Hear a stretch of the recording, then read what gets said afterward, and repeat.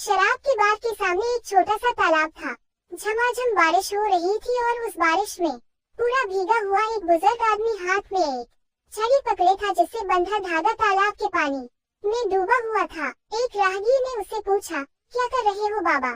बुजुर्ग, मछली पकड़ रहा हूँ। राहगीर बारिश में भीगे उस बुजुर्ग को देख बहुत दुखी हुआ। बोला, बाबा, मैं बार में विस्की पीने जा रहा हूँ, आओ तुम्हें भी एक पैग पिलाता हूँ। ऐसे तो तुम्हें सर्दी लग जाएगी, आओ अंदर चले। बार के गर्म माहौल में बुजुर्ग के साथ विस्की पीते हुए महाशय ने बुजुर्ग से पूछा, हाँ तो बाबा आज कितनी मछलियाँ फंसी? बुजुर्ग बोला, तुम 8वीं मछली हो बेटा। एक पत्नी जी मायके गई। उस समय पति ऑफिस में थे। जब घर पहुंचा तो एक नोट टीवी पर चिपका मिला, माँ के घर जा रही हूँ बच्चों को लेके, नीचे की बातों पर ध्यान से अमल करना। पहला, दोस्तों को घर बुलाकर कबाखाना मत बना देना। पिछली बार 4 खाली बोतलें ऊपर टांड पर मिली थी।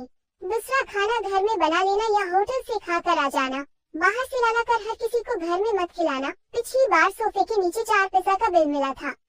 तीसरा, चश्मा आईने के पास रखना, पिछली बार फ्रिज में मिला था। चौथा, काम वाली बाई की पगार दे चुकी हूँ, फोकट में प्यार जताने की कोई जरूरत नहीं। पांचवा, सुबह उठकर पड़ोसियों को जगह जगह के पेपर आया कि पूछने की जरूरत नहीं है, हमारा पेपर वाला उनसे अलग है, और दूध वाला और लॉन्ड्री वाला भी। छठा, तुम्हारी अंडरवियर अलमारी के नीचे के खानों में है और बच्चों की ऊपर के खाने में रखी होती है, पिछली बार की तरह बच्चों की पहन के मत चले जाना। सातवां, तुम्हारी सारी रिपोर्ट्स नॉर्मल हैं, बार बार उस लेडी डॉक्टर के पास जाने की जरूरत नहीं है। 8, मेरी बहन और भाभी का बर्थडे पिछले महीने ही हो गया है, रात को फोन करके उनको विश करने की कोई जरूरत नहीं है। 9वां, वाईफाई का पासवर्ड बदल दिया है, जल्दी ही सो जाना। 10, ज्यादा खुश होने और चहकने की जरूरत नहीं है, क्योंकि Mrs Sharma, Mrs Dubey, Mrs Trivedi, Mrs Pandey, Mrs Shukla, Mrs Chaturvedi सभी के सभी अपने अपने गांव जाने वाली हैं। 11, शक्कर पत्ती कॉफी मांगने के बहाने उस कलमुही तिवारन के घर बार बार जाने की जरूरत नहीं है, मैंने सारी चीजें ला के रख दी है। 12, पड़ोस की चाची को चाची की नजर से देखना, अब दोबारा कोई हंसी ठिठोली न करना।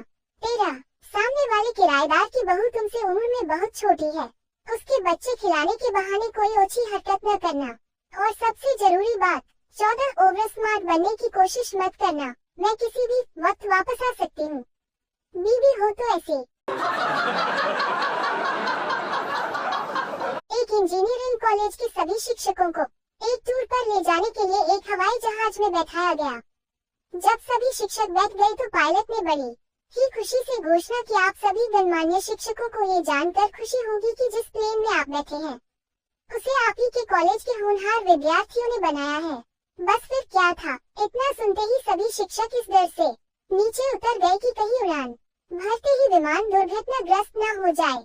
लेकिन प्रिंसिपल साहब बैठे रहे। ये देख पायलट उनके पास गया और उनसे पूछा, सर सभी टीचर अपने विद्यार्थियों का नाम सुनते ही डर कर उतर गए, लेकिन आप क्यों नहीं उतरे, क्या आपको डर नहीं लग रहा है? प्रिंसिपल ने दिल को छू जाने वाला जवाब दिया, मुझे अपने कॉलेज के शिक्षकों से भी ज्यादा अपने विद्यार्थी पर भरोसा है, देख लेना ये प्लेन स्टॉर्ट ही नहीं होगा।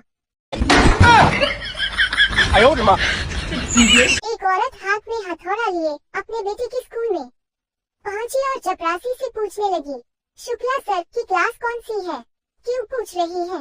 हथौड़े को देखकर चपरासी ने डरते हुए पूछा, अरे वो मेरे बेटे की क्लास टीचर है। हथौड़ा हिलाते हुए वो औरत उतावलेपन से बोली। चपरासी ने दौड़कर शुक्ला सर को खबर दी कि एक औरत हाथ में हथौड़ा लिए आपको ढूंढ रही है। शुक्ला सर के छक्के छूट गए, वो दौड़कर प्रिंसिपल की शरण में पहुंचे। प्रिंसिपल तत्काल उस औरत के पास पहुंचा और विनयपूर्वक बोला, कृपया करके आप शांत हो जाइए। मैं शांत ही हूँ, वो औरत बोली। प्रिंसिपल आप मुझे बताइए कि बात क्या है? और तब बात कुछ भी नहीं है, मैं बस शुक्ला सर की क्लास में जाना चाहती हूँ। प्रिंसिपल लेकिन क्यों? औरत क्यों? क्योंकि मुझे वहाँ उस बेंच की कील ठोकनी है जिस पर मेरा बेटा बैठता है, क्योंकि वो स्कूल से 3 दिन में तीसरी पेंट फाड़ कर आया है। एक पिंजरे में कुछ तोते एक तोती को छेड़ रहे थे, जबकि दूसरे पिंजरे में एक तोता पूजा कर रहा था और दूसरा तोता नमाज पढ़ रहा था। मालिक ने सोचा, कितने नेक और संस्कारी तोते हैं, इनके पिंजरे में ये तोती बिल्कुल सुरक्षित रहेगी। उद्धरण चिन्ह। उसने तोती को संस्कारी तोतों के पिंजरे में डाल दिया तो पूजा करने वाला तोता नमाज पढ़ने वाले तोते से बोला, उठो मियाँ, हमारी दुआ कबूल हो गई। पति ने पत्नी का फोन काटते हुए कहा, मीटिंग में हूँ, बाद में फोन करता हूँ। थोड़ी देर बाद पड़ोसन का फोन आया। पड़ोसन, क्या आप फ्री हो, डिस्टर्ब तो नहीं किया? पति, बोलिए, हुक्म कीजिए। पड़ोसना, मुझे कोई काम नहीं, पर आपकी पत्नी को काम है। लो बात कीजिए। पत्नी, शाम को घर आओ तो आईबैक्स लेते आना। एक परिवार में 5 बहनें थी। एक का नाम था टूटी, दूसरी का नाम फटी, तीसरी का नाम फीकी और चौथी का नाम मरी, 5वीं का नाम भूतनी। एक दिन उनके घर पर लड़की देखने के लिए मेहमान आए। मम्मी ने पूछा, आप कुर्सी पर बैठेगी या नीचे चटाई पर? मेहमान, कुर्सी पर। मम्मी, टूटी, कुर्सी लेकर आओ। मेहमान, नहीं नहीं, हम चटाई पर बैठ जाएंगे। मम्मी, फटी, चटाई लेकर आओ। मेहमान, रहने दीजिए, हम जमीन पर ही बैठ जाएंगे। मेहमान जमीन पर बैठ गए। मम्मी, आप चाय पियेंगे या दूध? मेहमान, चाय। मम्मी, फीकी, चाय लेकर आओ। मेहमान, नहीं नहीं, चाय रहने दो, हमें दूध ले आओ। मम्मी, मरी, भैंस का दूध लेके आओ।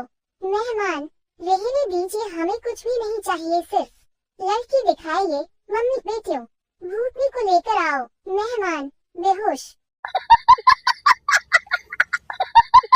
वर्मा जी, भाई को फ्लैट बेचने वाली कंपनी की सेल्स वुमन के लगातार फ्लैट खरीदने के फोन आ रहे थे तो उन्होंने टालने के हिसाब से बोल दिया कि आज रात 7-8 बजे के बीच आ जाऊंगा।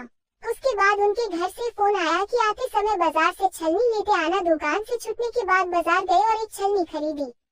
मंदी के कारण एक छलनी पर एक छलनी फ्री मिल रही थी। दोनों छलनी लेकर करीब 7 बजे घर पहुँचे और फ्रेश होने गए। इसी समय भाभी जी ने सामान का झोला चेक किया तो उनको 2 छलनी दिखी तो उनका माथा ठनका।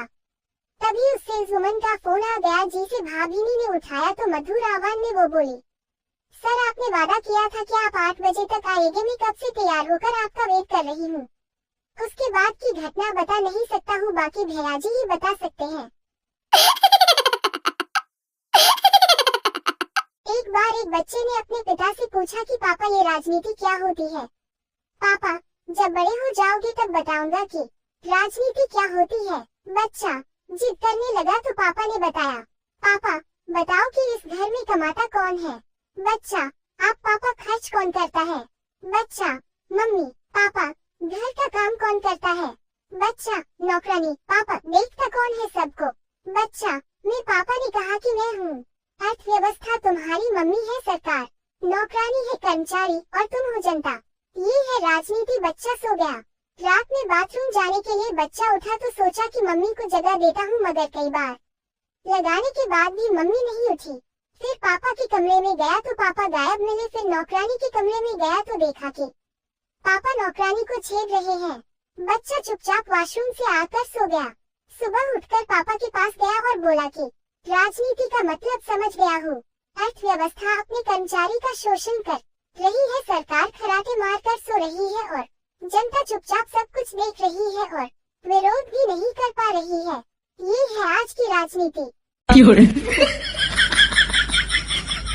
खुद को और अपने जीवन साथी को शुगर से बचाइए। एक 20 वर्ष के विवाहित जोड़े ने जब अपने खून की जांच कराई तो उनको मधुमेह निकला।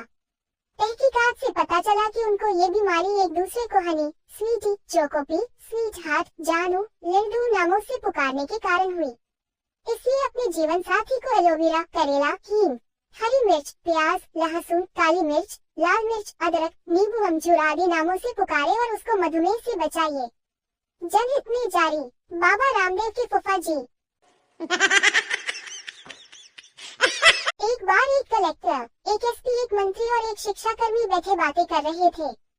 कलेक्टर, हम तो इलाके के मालिक होते हैं, जिससे जो मर्जी करवा लें। एसपी, हम जिसे चाहे अंदर करके ठोक दें, हमारा भी बड़ा रौब होता है।